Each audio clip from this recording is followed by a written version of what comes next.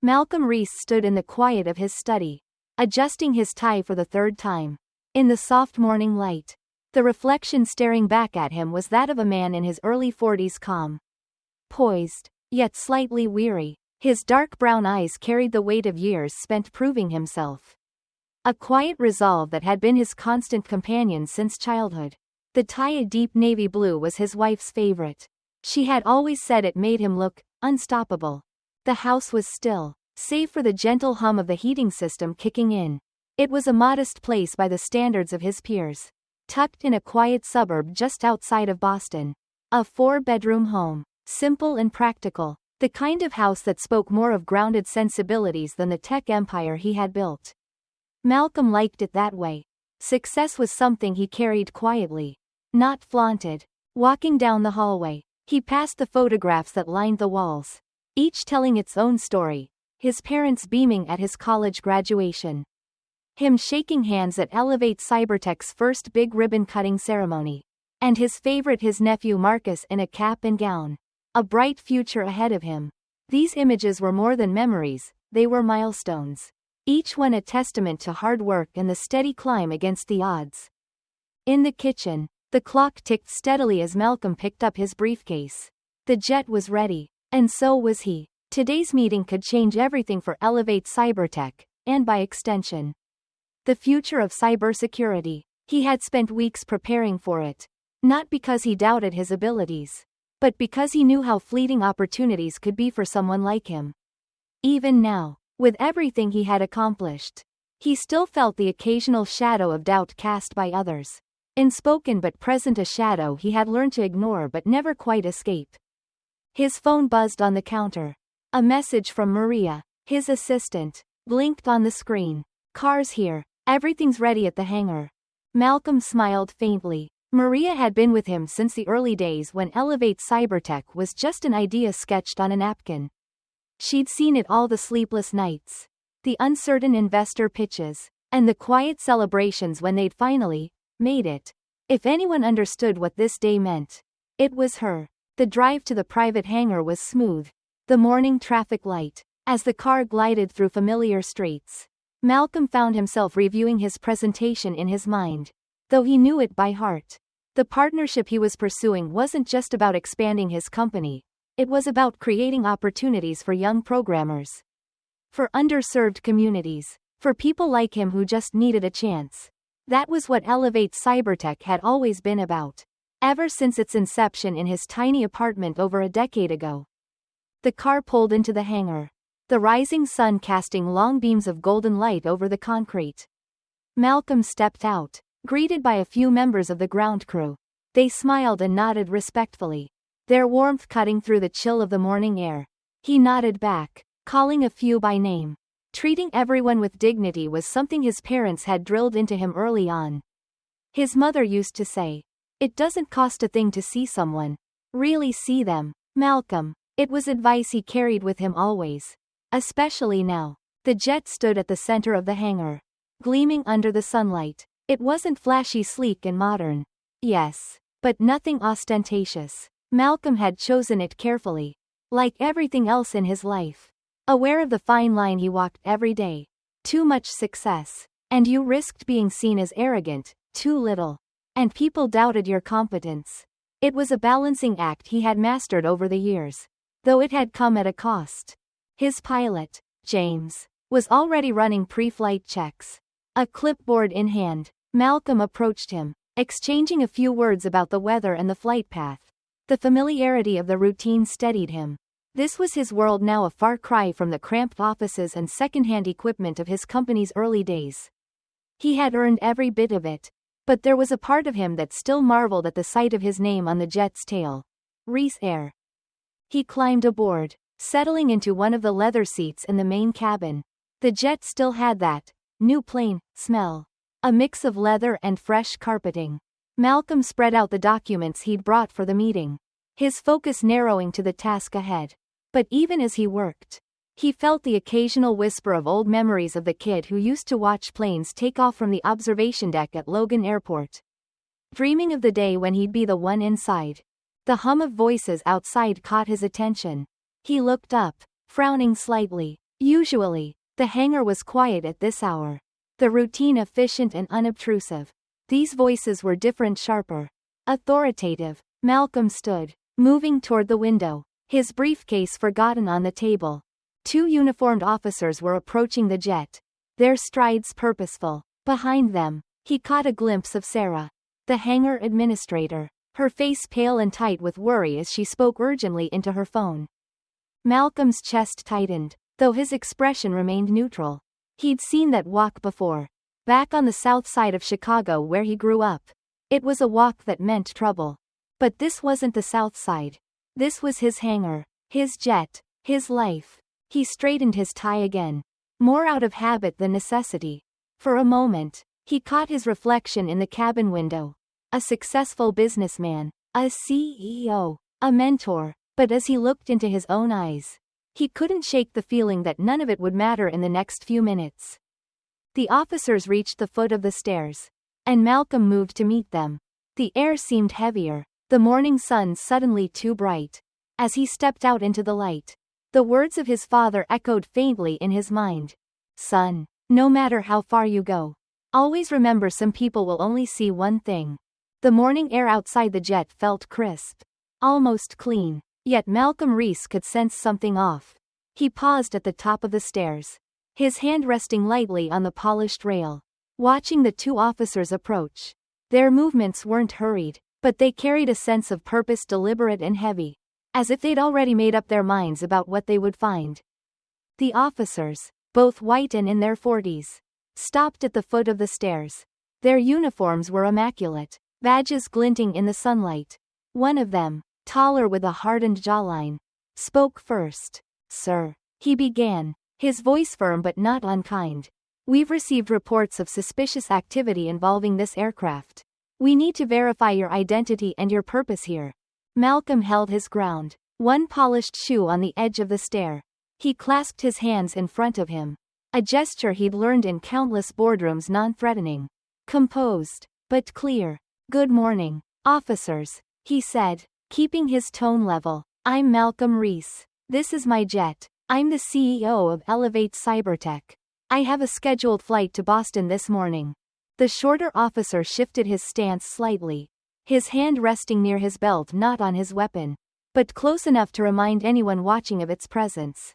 Behind them, Malcolm noticed Sarah, the hangar administrator, still on the phone, her brow furrowed deeply, her free hand clutching the edge of her desk as if to steady herself. The taller officer, whose badge read Matthews, glanced up the stairs. His gaze lingered on Malcolm's tailored suit, the clean lines of the jet behind him, the faintly glowing logo on the side that read Reese Air. His eyes narrowed slightly. Do you have identification? Matthews asked, though his tone suggested he wasn't expecting much. Malcolm nodded slowly. I do. Let me reach for it. He moved deliberately, narrating his actions as he went. I'm taking my wallet from my pocket now, he said, his voice calm but with a slight edge. Just enough to be heard but not enough to provoke. It was a habit one he'd picked up from his father decades ago. Always make them feel safe, son, his father used to say. Even when you're the one who has every right to be there. Malcolm handed over his driver's license and a sleek business card, embossed with his name and title. Matthews took them both, examining them with a neutral expression that revealed little. Mr. Reese, Matthews said, we've received reports of unusual activity in this hangar. Late-night comings and goings. People who, according to the reports, don't seem to belong here. Malcolm's jaw tightened, but he kept his composure. He thought of his developers. The late-night brainstorming sessions. The endless hours they'd spent preparing for the launch of their new platform. This hangar had been a haven for innovation, not suspicion. Those are my employees, Malcolm said, his voice even. We often work odd hours to accommodate clients in different time zones. Everything is logged, and you can verify it with the hangar staff. The second officer, whose badge read Peterson, snorted faintly. It was a soft sound, but it carried the weight of disbelief. And how exactly does a guy like you come to own a jet like this? The question hung in the air like a faint crack in a pristine windowpane. Malcolm could feel its implications without needing them spelled out. It wasn't just a question about his wealth, it was about his place in the world. About what people expected when they saw someone like him. He took a slow breath. I built my company from the ground up. He said, we specialize in cybersecurity solutions. The jet was purchased last year through standard channels. All the paperwork is on file. Matthews glanced at Peterson, then began typing something into his phone. Peterson, meanwhile, stepped closer to the jet's stairs. His posture subtly blocking any attempt to ascend. It wasn't overtly hostile, but it was clear enough to Malcolm what it signaled. From the corner of his eye, Malcolm noticed a few of the hangar staff lingering at the edges of the space. Their movements slow and hesitant. Some looked embarrassed. Others seemed unsure whether they should intervene or pretend not to notice. The tension wasn't loud, it didn't shout or demand attention. It was quiet, insidious, a kind of weight pressing down on the air. Matthews looked up from his phone. Sir, we'll need you to step down from the aircraft while we confirm a few details. Malcolm hesitated. He wasn't a man given to dramatics. But this moment felt larger than it should have. The steps he took down from the jet weren't just about complying with a request, they were about relinquishing something. Dignity? Authority? He couldn't say. But the act of descending felt like a symbolic shift. A quiet surrender of the space he'd built for himself. His polished shoes met the concrete floor with a faint echo. Peterson moved slightly closer, his hand still resting near his belt. Matthews continued typing on his phone, the faint clicks punctuating the silence. Your ID checks out, Matthews said finally, but we've had several reports. And we're going to need to investigate further. It's standard procedure. Peterson reached for his handcuffs. The metallic clink sharp in the stillness of the hangar. For a moment, Malcolm considered resisting, not physically, but with words, a protest, an assertion of his rights. But the memory of his father's voice, calm and certain, returned. Don't argue, son. Don't give them an excuse. Walk away, not into trouble. And so, Malcolm turned, offering his hands behind his back. The cuffs were cold against his wrists, their bite sharper than he expected. The sound of the cuffs clicking into place was loud enough to draw more glances from the edges of the hangar. As he was led away, he caught Sarah's gaze. Her eyes brimmed with tears. Her phone still pressed to her ear. Behind her, one of the mechanics' mic, if Malcolm remembered correctly, stood frozen, his face a mask of disbelief. The office's footsteps echoed through the hangar as they escorted him toward the security office. Malcolm kept his head high, his gaze forward, but inside, the weight was unbearable. He thought about the meeting in Boston, now postponed. He thought about the staff who would hear about this before the day was done. But most of all, he thought about the unspoken question in Peterson's voice. What's a guy like you doing here? And he wondered, as he had so many times before, how much more he would have to prove. The security office was smaller than Malcolm Reese expected. Its walls painted a dull gray that seemed to absorb light rather than reflect it. The room had an unwelcoming sterility, fluorescent bulbs buzzing faintly overhead, a metal desk bolted to the floor, and chairs that looked as though comfort had never been part of their design. Malcolm sat in one now, his wrists still bound behind his back, his posture upright but his shoulders aching from the awkward position. Officer Matthews stood near the door, his arms crossed, while Peterson busied himself at the desk, rummaging through Malcolm's briefcase as though it might yield some hidden truth.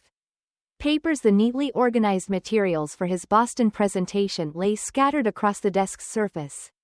Their order unraveled with the same quiet efficiency Peterson had applied to the handcuffs. Malcolm said nothing. He had learned early in life that silence often held more power than words. Especially in moments like this.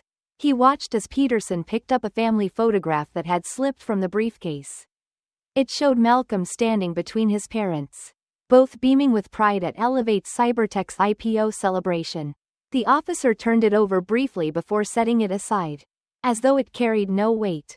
The quiet in the room wasn't peaceful, it was heavy. Outside the frosted glass window, shadows moved: airport staff, onlookers, perhaps even members of the press who had caught wind of the commotion.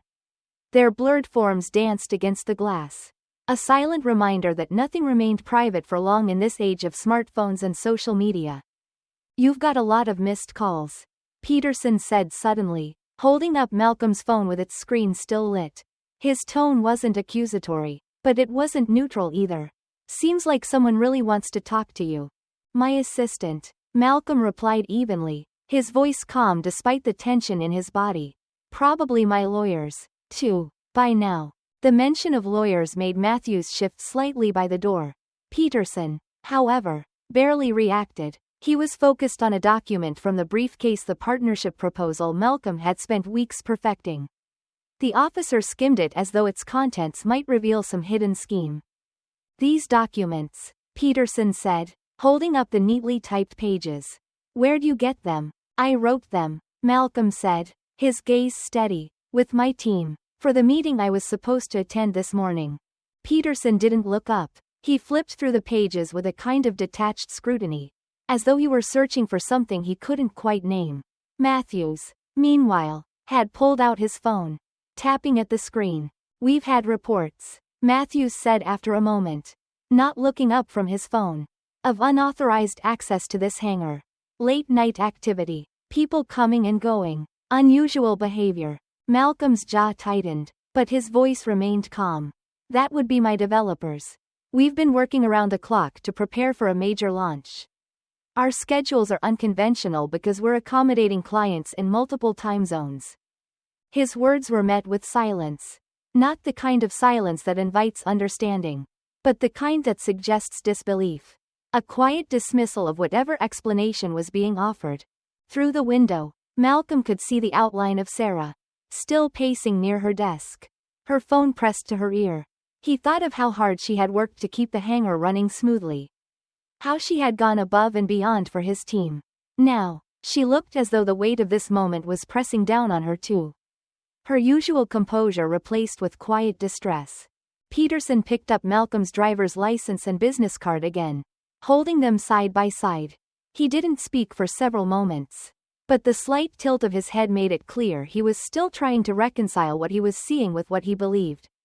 Finally, he set them down. Pretty impressive, he said, though his tone didn't match the words. CEO of a tech company. Huh? And now you've got a jet. That's quite a leap. Malcolm met the officer's gaze. His expression neutral. It's not a leap, he said quietly. It's a climb. A long one. The room fell silent again, save for the faint hum of the overhead lights. Matthews continued typing on his phone, his expression unreadable. Peterson turned back to the scattered papers, his movements less sure than before, as though the weight of the evidence was beginning to press against his assumptions. Through the window, more shadows gathered, the faint outline of camera flashes reflected against the frosted glass. And Malcolm could imagine the scene outside, a growing crowd. Whispered conversations, phones raised to capture the moment. Matthews finally spoke, his tone quieter than before. We're running some background checks. Just standard procedure. Malcolm didn't respond. There was nothing to say. He had heard words like standard procedure before. Knew what they often meant. It wasn't about the facts. It was about finding a reason, any reason to justify what had already been done. The sound of the door opening broke the silence. A younger officer stepped in, holding a file folder. He glanced at Malcolm briefly, then whispered something to Matthews. The taller officer's face shifted slightly, an almost imperceptible flicker of discomfort, but he nodded and waved the younger officer off. Matthews looked at Peterson, then down at his phone. You might want to see this, he said quietly, turning the screen toward his partner. Peterson leaned in, his brow furrowing. The screen showed a Google search for Malcolm Reese. Headlines, photos, and profiles appeared in quick succession. Articles about Elevate Cybertech's rise, interviews with Malcolm at industry events, and even a feature in Forbes highlighting his innovative approach to cybersecurity. The room felt smaller as the weight of that information settled over it. Matthews cleared his throat, his posture shifting subtly from authority to discomfort. Peterson, however, lingered for a moment longer, his skepticism slow to dissolve. When Peterson finally looked up, his expression was guarded. Why didn't you tell us who you were? He asked, his voice carrying a faint edge of accusation. Malcolm met his gaze steadily. I did, he said, several times. You chose not to believe me. Matthews straightened, his tone softer now. Mr. Reese, it seems there's been a misunderstanding. Malcolm didn't respond immediately. He let the words hang in the air, their inadequacy ringing louder than any apology could. Through the window, the shadows outside seemed to multiply, a quiet reminder of the wider audience now watching. Peterson pulled out the handcuff key. His movements slower now, almost reluctant. The metal clicked open, and Malcolm flexed his wrists, feeling the faint sting of circulation returning. Red marks ringed his skin, a quiet testament to the morning's events. We'll need to process some paperwork, Matthews said, his voice stilted. You're free to go after that. Malcolm rose slowly, straightening his suit jacket. He gathered his papers methodically, his movements calm and deliberate. The officers watched him, their earlier confidence now replaced with something quieter, harder to name. As he stepped toward the door, Matthews spoke again, almost hesitant. If you'd like to make a statement. Malcolm turned, his expression unreadable. You have body cameras, he said evenly. Use those. He walked out without another word, the weight of their stares following him. Outside, the gathered crowd parted as he made his way back toward the hangar. He could feel their eyes on him, their silence louder than the hum of the jet engines in the background. Malcolm didn't stop. He didn't speak. He simply walked, each step a reminder that some battles were fought not with words, but with presence, with the quiet refusal to let the world define who you were. The drive back to his home was unusually quiet. Malcolm Reese sat in the back seat of the town car, his hands resting loosely in his lap. His wrists still bore faint red marks from the handcuffs, a silent reminder of the morning's events. The city outside the tinted windows moved as it always did, bustling commuters, stop-and-go traffic, pedestrians crossing streets with coffee cups in hand. But for Malcolm, the world felt strangely distant, as if you were watching it all from behind a glass wall. His phone buzzed again, its screen lighting up with a flood of messages. He hadn't checked it since being released from the security office. Even now, he hesitated. The events of the morning had already begun to spread. He could feel it. The weight of the stares from onlookers, the presence of cameras in the hangar, the way Sarah's voice had cracked as she whispered apologies each moment had hinted at something larger. Something he couldn't yet see but knew was coming. Finally, Malcolm reached for the phone. As expected, the notifications were relentless. Messages from his assistant, Maria, dominated the feed. Each one was more urgent than the last. Call me ASAP. The board is asking questions. Have you seen the videos? It's everywhere. The videos. Malcolm exhaled slowly and opened one of the links Maria had sent. The screen filled with shaky footage taken from someone in the hangar. It showed him being led away, handcuffs glinting in the sunlight, flanked by 2 officers. The angle was wide enough to capture the jet in the background, its sleek design juxtaposed against the scene unfolding in front of it. The audio was muffled, but the whispers from the small crowd were clear enough. Is that his jet? What did he do? Doesn't look like he belongs here. Malcolm paused the video. The words weren't loud, but they cut deep. They carried the same unspoken assumption that had hung in the air all morning. It wasn't just about what had happened, it was about why. He closed the video and opened a second link. This one from a news site. The headline read, Black CEO detained at airport over suspicious activity. The article laid out the facts sparingly but hinted at the undertones of racial profiling. It included a brief mention of his company, Elevate Cybertech, and noted his prior achievements. But the focus was on the incident. The image accompanying the article showed him standing at the foot of the jet's stairs, his hands behind his back, his expression calm but tense. Malcolm leaned back in his seat, the phone resting on his lap. His mind wandered to the conversation he would inevitably have with Maria, with the board, with the PR team that would craft a carefully worded statement to smooth things over. But what could he say that wouldn't feel hollow? At home, Malcolm sat in his study, the faint hum of the heating system the only sound in the room. He had spent years in this space, building Elevate Cybertech from an idea into a powerhouse. Yet tonight, it felt different. The quiet was heavier, the air sharper. His laptop was open in front of him, the blank screen reflecting his own image back at him. He had intended to start drafting a statement, something professional, measured, designed to minimize fallout. But the words wouldn't come. Instead, he thought about his parents. His father's quiet resolve. His mother's unshakable faith in his potential. They had worked so hard to teach him the rules, how to survive, how to succeed, how to move through spaces that weren't built for him without making waves. Don't give them a reason, his father had always said. But this morning had felt like proof that no matter how carefully he followed the rules, no matter how high he climbed, it was never quite enough. Malcolm's phone buzzed again, pulling him from his thoughts. This time, it was a message from Marcus, his nephew, who had just started college. Saw what happened. Uncle Malcolm, are you okay? The words were simple, but they carried the weight of something much larger. Marcus had always looked up to him, had seen him as proof that success was possible. What would he think now? What message had the morning's events sent to a young black man just beginning to navigate the world? Malcolm set the phone down and turned back to the laptop. Slowly, his fingers began to move across the keyboard. But this wasn't the kind of statement his PR team would draft. It wasn't about appeasing investors or controlling the narrative. It was about truth. He wrote about the morning's events, every detail. From the initial confrontation to the moment the handcuffs clicked open. But he didn't stop there.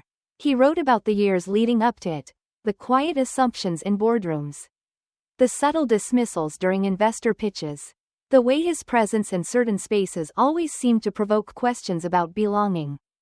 The words came slowly at first, then faster, each one a small act of defiance. By the next morning, Malcolm's inbox was overflowing. The video had gone viral overnight, sparking outrage and debate in equal measure. News outlets were reaching out for interviews. Social media was ablaze with hashtags. And his PR team had drafted 3 separate statements for his approval. But Malcolm didn't feel ready to respond. Not yet. He sat at the kitchen table, staring at his phone, sipping coffee that had gone cold. Another text from Marcus appeared. People in my class are talking about it. Some of them don't get it. They think you're overreacting. Malcolm typed back. And what do you think? There was a pause before the response came. I think it's not fair. But I'm proud of you. Malcolm closed his eyes, the words sinking in. He thought about the young people who had seen the video. Who would carry its message with them? He thought about the older generation, the ones who had lived through the civil rights movement, who had fought for a world that still felt unfinished. Maybe he couldn't control what people thought. Maybe he couldn't change the system overnight. But he could speak. He could tell the truth. Not just for himself, but for Marcus, for Sarah, for every person who had watched that video and felt its weight. And so, Malcolm opened his laptop again. This time, he didn't hesitate. Malcolm Reese sat across from the television camera, the studio lights illuminating his face in a way that felt almost clinical. The interviewer, a well-known journalist with a reputation for calm professionalism, adjusted her notes as the countdown to the live segment began. Around them, producers and crew moved quietly, their whispers and footsteps muffled against the soundproofed walls. This wasn't how Malcolm had imagined spending his week. He should have been in Boston, securing a deal that would have propelled Elevate Cybertech into new markets. Instead, he was here, preparing to speak not about cybersecurity but about something far more personal and far more painful. The interviewer offered him a small smile, the kind meant to reassure. We'll start with the basics, she said, her voice soft but businesslike. Just take your time. Malcolm nodded. He appreciated the gesture, but there was no time to waste. The incident at the airport had already gone viral, sparking debates and drawing lines between those who saw it as a clear example of racial profiling and those who dismissed it as a misunderstanding blown out of proportion. He hadn't planned to speak publicly, but the noise had grown too loud to ignore. The countdown reached 0, and the interviewer turned to the camera, her expression shifting into the practiced neutrality of a seasoned professional. We're here today with Malcolm Reese, CEO of Elevate Cybertech, to discuss the recent incident at a private airport that has ignited a national conversation. Mr. Reese, thank you for joining us. Malcolm nodded slightly, folding his hands in his lap. Thank you for having me. The interviewer's gaze was steady but probing. Let's begin with the events of that morning. You were preparing for a flight to Boston when 2 police officers detained you, citing reports of suspicious activity. Can you walk us through what happened? Malcolm took a measured breath, his voice calm but deliberate. I had arrived at the hangar early that morning, as I often do before a flight. My staff was there, the jet was ready, and I was reviewing materials for a business meeting. That's when the officers approached, claiming they needed to verify my identity due to reports of unusual activity. Despite providing my ID and explaining my purpose, I was handcuffed and escorted away. The interviewer tilted her head slightly. You've stated that you complied fully with their requests. Why do you believe the situation escalated to that point? There it was, the question Malcolm knew was coming. He paused briefly, choosing his words with care. I complied because I've learned over the years that compliance is often the safest choice in situations like this. But it escalated because, in their eyes, I didn't fit the image of someone who should own a private jet or run a successful tech company. My success didn't matter in that moment. My explanation didn't matter. What mattered was their perception. The interviewer leaned forward, her tone still professional but with a hint of curiosity. Some have argued that this was simply a procedural error, an unfortunate misunderstanding. What do you say to that? Malcolm's gaze didn't waver. I've spent my entire life navigating misunderstandings like this. They happen in boardrooms when my qualifications are questioned, in investor meetings when my ideas are second-guessed, and now, apparently, at an airport hangar. This wasn't just about procedure. It was about assumptions that are baked into our systems and reinforced by the way we treat people who don't fit a certain mold. The silence that followed wasn't awkward but reflective. Malcolm had always known how to read a room. And even here, through the camera lens, he could sense the weight of his words settling on the audience. The interviewer shifted slightly, glancing at her notes. The video of your detention has sparked widespread reactions. Some have expressed outrage and solidarity, while others have criticized you for speaking out. How do you respond to those who say you should let this go? Malcolm allowed a faint smile, though it didn't reach his eyes. I understand that perspective. For years, I've let things go. I've stayed quiet, focused on my work, and believed that success would shield me from these experiences. But this incident reminded me that no matter how much I achieve, I'm still subject to the same assumptions and biases that affect so many others. Speaking out isn't about anger or revenge, it's about truth. And truth has a way of making people uncomfortable. The interviewer nodded, her expression thoughtful. Do you believe this incident can lead to meaningful change? Malcolm's voice softened slightly, though it lost none of its conviction. I think change begins with conversations like this. It begins when people are willing to confront uncomfortable truths. Not just about incidents like mine but about the patterns they represent. Change isn't easy, and it doesn't happen overnight. But I believe it's possible if we're willing to do the work. Later that evening, Malcolm sat in his study, the glow of the television casting faint shadows on the walls. The interview had aired in full, and already the responses were pouring in. Social media was ablaze with hashtags. News outlets were dissecting his every word, and his inbox was overflowing with messages, some supportive, others critical. One email caught his attention. It was from a Black executive he didn't know personally but had long admired. The subject line read, "Thank you for speaking out." The message was brief but heartfelt. I've stayed silent for years, afraid of jeopardizing what I've built. Your courage reminded me that silence doesn't protect us, it isolates us. Thank you for reminding me that our voices matter. Malcolm leaned back in his chair, the words lingering in his mind. He thought about Marcus, about the young Black men and women who had seen the video and were now questioning their own place in the world. He thought about the older generation, those who had fought for civil rights and must now wonder how much had truly changed. He didn't have all the answers, but he knew one thing for certain: silence was no longer an option. The boardroom was quiet except for the faint hum of the air conditioning. Malcolm Reese sat at the head of the long, polished table, his hands folded neatly in front of him. Around him, the board members of Elevate Cybertech exchanged cautious glances, their unease hanging in the air like an unspoken question. The meeting had started with numbers: stock performance, client retention, upcoming partnerships, but everyone knew why they were really there. The incident at the airport had sent ripples through the company. Ripples that had now reached the executive level. One of the board members, an older man with silver-rimmed glasses, cleared his throat. "Malcolm, we've been monitoring the media coverage closely. The responses have been mixed. While some clients are showing strong support, others are expressing concerns about the attention this is bringing to the company." Malcolm nodded, his expression calm. "And what are those concerns?"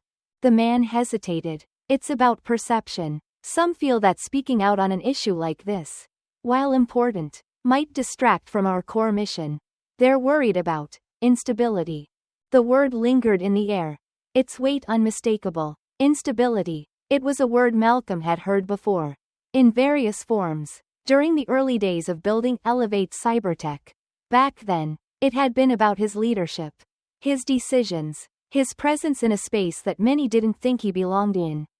Now, it was about his voice. He let the silence stretch for a moment before speaking.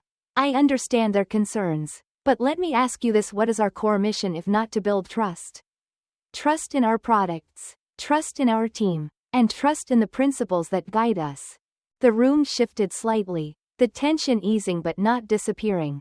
Malcolm leaned forward, his tone even. "This incident isn't just about me. It's about the values we stand for as a company. If we're willing to turn a blind eye to systemic issues because they're uncomfortable, what does that say to our employees, our clients, and the next generation of leaders watching us?" The boardroom fell silent again. But this time the quiet felt different, less like hesitation and more like reflection. Outside the office, change was already beginning to take shape. The airport had launched an internal review of its security procedures, with promises of better training for officers. Malcolm had been invited to participate in a panel discussing racial bias in corporate spaces. An invitation he had accepted cautiously but firmly. And within Elevate Cybertech, the ripple effects of Malcolm's decision to speak out were becoming visible. The company's diversity initiatives, once limited to surface-level policies, were being re-examined. Malcolm had tasked a team with developing a comprehensive mentorship program for underrepresented talent in tech, offering guidance, resources, and opportunities that extended beyond mere tokenism. "Success isn't just about what we achieve," he had told his leadership team during a meeting. "It's about who we bring along with us." The words resonated deeply with Sarah, the hangar administrator who had been present during the airport incident. She had reached out to Malcolm shortly after the interview aired, thanking him for his courage and sharing her own experiences of subtle but persistent bias in the workplace. Her voice was now part of the discussions shaping Elevate Cybertech's new initiatives. Not everyone, however, was supportive. A few long-standing clients quietly withdrew their contracts, citing concerns about the company's political involvement. Some board members, while outwardly supportive, expressed doubts in private conversations. Malcolm accepted these losses without bitterness. He knew that speaking out came with consequences, and he had long since stopped trying to please everyone. One afternoon, he received an email from a former investor who had declined to fund Elevate Cybertech in its early days. The message was polite but pointed. "Malcolm, while I commend your courage, I hope you understand the risks of taking such a public stance. In business, neutrality is often the safest choice." Malcolm read the email twice before closing it without replying. Neutrality, he thought, was the choice of those who had the privilege of being unaffected. For people like him, neutrality was never an option, it was a trap. A quiet erasure of identity and truth. One evening, as Malcolm prepared to leave the office, he noticed a young man lingering near the reception desk. He recognized him as one of the interns who had joined the company through the new mentorship program. "Mr. Reese," the young man said, his voice nervous but earnest. "I just wanted to thank you for everything. Seeing what you've done, it makes me believe I can do it too." Malcolm smiled faintly, his expression softening. "You can. And when you do, remember to leave the door open for the next person." In the months that followed, the changes Malcolm had set in motion began to take root. Elevate Cybertech's new mentorship program launched with overwhelming interest, drawing applications from across the country. Partnerships formed with advocacy organizations to address inequities in the tech industry. And employees reported a renewed sense of pride in the company's mission. The stock price, which had dipped in the weeks after the incident, gradually recovered. But for Malcolm, the numbers mattered less than the stories he heard, stories of employees feeling seen, of young professionals finding inspiration, of clients who valued integrity over convenience. One night, as Malcolm sat in his study, he received a text from Marcus. "Uncle Malcolm, we had a class discussion about you today. A lot of people didn't understand at first. But after we talked about it, they started to get it. I think you're changing minds." Malcolm stared at the message for a long moment, his thoughts drifting back to the hangar, to the handcuffs, to the questions that had followed him all his life. He thought about the price of speaking out, about the losses and gains, about the quiet but persistent tension of living a life under scrutiny. But most of all, he thought about Marcus, about Sarah, about the young intern in the lobby. He thought about the faces that hadn't been in the room before but were now stepping forward, ready to take their place. The world wasn't perfect. It wasn't even close. But it was moving, slowly but surely, and Malcolm felt a quiet satisfaction in knowing he had nudged it forward. Even if just a little. He typed a response to Marcus, his fingers moving slowly over the keys. Changing minds is only the first step. Changing the world comes next. The conference room hummed softly with the sound of muted conversations, the kind that filled the air just before an important event. Malcolm Reese stood near the window, gazing out at the city skyline. The view was stunning, skyscrapers glinting in the afternoon sun, their glass facades reflecting the endless possibilities of human ambition. But for Malcolm, the scene was a quiet reminder of how much work still needed to be done. Behind him, the crowd was gathering. Today's event marked the launch of Elevate Cybertech's new mentorship initiative, a program designed to bridge the gap for underrepresented talent in the tech industry. Invitations had been extended widely: executives, educators, community leaders, and young professionals, many of whom were just beginning their careers. The program had been Malcolm's vision, but it had become something far larger than he'd imagined. The weeks since the airport incident had been a whirlwind of change, each step accompanied by its own challenges. Clients had expressed reservations, employees had hesitated, and even Malcolm's own confidence had wavered at times. But as he looked at the crowd gathering behind him, he felt a quiet sense of purpose. "Mr. Reese," a voice interrupted his thoughts. He turned to see Marcus, his nephew, standing hesitantly near the edge of the room. "Marcus," Malcolm said, a faint smile softening his features. "I didn't expect to see you here." Marcus shifted slightly, his hands in his pockets. "I wasn't sure if I should come. But I wanted to see it for myself. Everything you've been building." Malcolm gestured for him to come closer. "It's not just me," he said. "It's everyone in this room. And someday, it'll be you." Marcus's eyes flicked to the crowd, where young professionals mingled with seasoned executives. He looked back at his uncle. "Do you think it's really going to change anything? I mean, programs like this, they're good. But do they fix the bigger problems?" Malcolm's gaze softened. "Programs like this are a beginning, not an end. They're about creating opportunities where there were none before, opening doors that have been closed for too long. The bigger problems," he paused, choosing his words carefully, "those don't change overnight. But every bridge we build makes the journey a little easier for the next person." The event began with a series of speeches. Community leaders spoke about the importance of mentorship, while young entrepreneurs shared their dreams and challenges. Malcolm listened quietly, his mind drifting to the people who had shaped his own journey: his parents, his first boss, the investors who had believed in him when no one else did. When it was his turn to speak, the room fell silent. Malcolm stepped up to the podium, his hands resting lightly on its edge. He looked out at the crowd, at the eager faces of young men and women who reminded him so much of himself at their age. "When I started Elevate Cybertech," he began, "I had no idea how much of the journey would depend on the people who believed in me. My mother was my first investor, mortgaging her house to help me build something that only existed in my imagination. My father taught me the value of resilience, of pushing forward even when the odds were stacked against me. And along the way, there were mentors who opened doors I didn't even know existed. He paused, letting his words settle. But I've also seen the other side. I've been in rooms where my ideas were dismissed before I could explain them. Where my presence was questioned. Where success didn't shield me from the assumptions people made about who I was or what I could achieve. That's why this program exists. To make sure that the next generation doesn't face those same barriers. Or if they do, they won't face them alone. The room remained silent, but Malcolm could see the expressions on their faces, some reflective, others determined. Change doesn't happen in leaps. He continued, it happens in steps. It happens when we build bridges, not walls. And today, we're building one of those bridges together. Later, as the event wound down, Malcolm found himself in quiet conversations with attendees. A young woman approached him, clutching a notebook. Mr. Reese, she said, her voice nervous but steady. I wanted to thank you for today. I've always loved tech, but I didn't think there was a place for someone like me in this industry.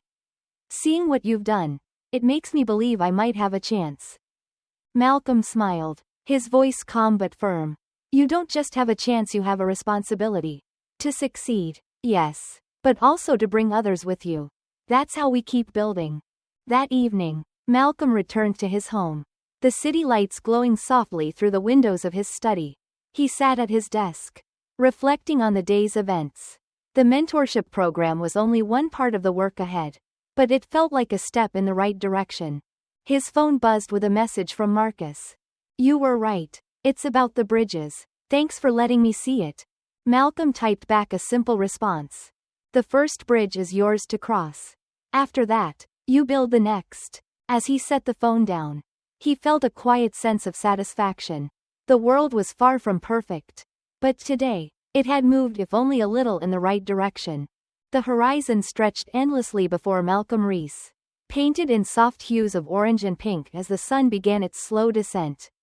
He sat in the cabin of his jet, the faint hum of the engines a comforting backdrop. The leather seat beneath him was smooth, familiar, but it no longer felt like a symbol of status. It was simply a means to an end, a tool to carry him to the places where the real work was being done. Malcolm's laptop rested on the small table in front of him, its screen filled with draft proposals, notes, and ideas. The mentorship program was thriving. But there was more to be done. Conversations about equity and access had grown louder in recent months. But Malcolm knew how easily momentum could fade once the headlines shifted. He leaned back in his chair, the soft light from the window casting faint shadows across his face. Across from him sat Marcus, his nephew, who had joined the flight for his first internship with Elevate Cybertech. Marcus had spent most of the trip engrossed in his tablet, jotting down ideas and reviewing notes for the upcoming week. But now, as the plane leveled at cruising altitude, he looked up and broke the silence. Uncle Malcolm, he said hesitantly, do you ever feel like it's not enough? Like no matter what you do, the bigger problems just keep coming back? Malcolm turned his gaze from the window to his nephew. The boy no. The young man had grown so much in the past few years. His questions were no longer those of a child seeking answers but of someone beginning to understand the complexities of the world. Sometimes, Malcolm admitted after a moment, there are days when it feels like no matter how much progress we make, the weight of the past pulls us back. But change doesn't happen all at once. Marcus, it's not a straight line. It's a series of steps. Some forward, some back. Marcus nodded, though his expression remained thoughtful. But how do you know if the steps are making a difference? Malcolm leaned forward slightly, resting his elbows on his knees. Because of people like you. Every step we take, every bridge we build, it's not just for us. It's for the ones who come after. The fact that you're here, asking these questions, ready to take on this work, tells me it's worth it. The young man's eyes softened, and he glanced back at his tablet. It just feels overwhelming sometimes. It is, Malcolm said quietly, but that's why we don't do it alone. As the jet continued its journey, Malcolm allowed his thoughts to drift. He thought of the months that had passed since the airport incident, of the conversations it had sparked and the changes it had set in motion. Some days had been hard, clients walking away, public criticism, even moments of self-doubt. But there had also been moments of clarity, of seeing the impact of his actions ripple outward in ways he hadn't anticipated. He thought about the young professionals he had met through the mentorship program. Their faces filled with hope and determination. He thought about the emails and letters he had received. Some from strangers thanking him for speaking out. Others from executives who admitted they had stayed silent for too long but were now ready to act. And he thought about the ones who had criticized him, who had called him divisive or accused him of using the incident for personal gain. Their voices still lingered, but they no longer carried the weight they once did. Malcolm had learned to measure his success not by the approval of others but by the quiet progress being made in the spaces that mattered. The announcement from the cockpit broke the silence. They were beginning their descent. Marcus glanced out the window, his expression brightening as the lights of the city below came into view. "This is it," Marcus said, more to himself than to Malcolm. "Yes," Malcolm replied, his voice steady. "This is where the next step begins." Later that evening, Malcolm found himself at a networking event. A room filled with executives, entrepreneurs, and young professionals. The atmosphere was lively but purposeful. Conversations flowing easily as ideas and connections were exchanged. Malcolm moved through the crowd with quiet confidence, stopping to speak with familiar faces and new ones alike. At one point, he found himself standing by the large windows, looking out at the city lights. A young woman approached him hesitantly, clutching a notebook to her chest. "Mr. Reese," she began, her voice steady but soft. "I just wanted to thank you. What you've done, it's inspired me to pursue my own goals. I never thought someone like me could belong in a room like this. But now I see it differently." Malcolm turned to her, his expression kind. "You've always belonged," he said. "Sometimes, it just takes a little longer for the world to catch up." The woman smiled, her confidence growing. "Do you think it will ever really change? The way people see us?" Malcolm thought for a moment before answering. "It's already changing. Slowly, yes. And not always in ways we can see right away. But every voice, every step, every bridge, it all adds up. The important thing is that we keep going." That night, back in his hotel room, Malcolm sat by the window, the faint hum of the city below filling the air. He opened his laptop and began to write. Not for the company or for the public, but for himself. He wrote about the day's events. About Marcus. About the young woman at the event. He wrote about the steps they had taken and the ones that lay ahead. As he finished, he leaned back in his chair and stared out at the skyline. The world was far from perfect, and there were no guarantees. But for the first time in a long while, Malcolm felt a quiet hope, a belief that the bridges they were building would hold. That the steps they were taking would lead somewhere worth going. The jet would take him home in the morning. But tonight, he was content to sit and reflect. Above the clouds, he had found clarity. And here, grounded in the reality of the world's imperfections, he had found purpose.